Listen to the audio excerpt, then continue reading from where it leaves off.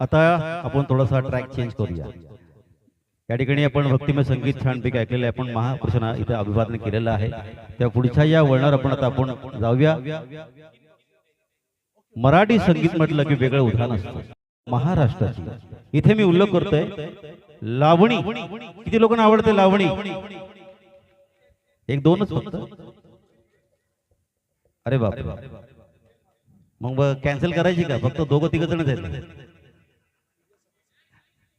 हे लावणी म्हटलं की हा सगळ्यांचा आवडीचा विषय बरं का।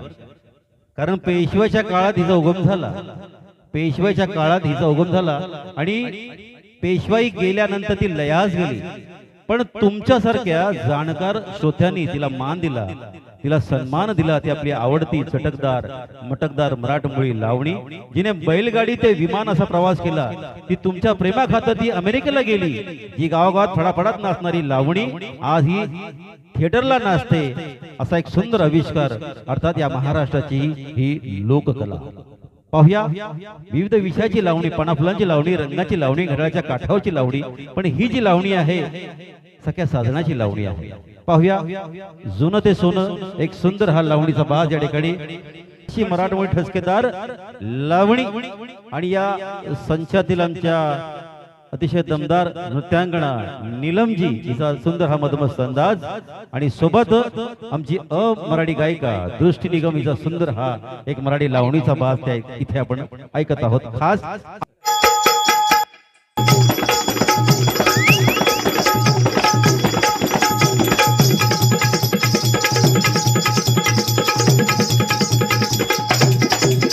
टाळ्या जरा जोरदार धारदार।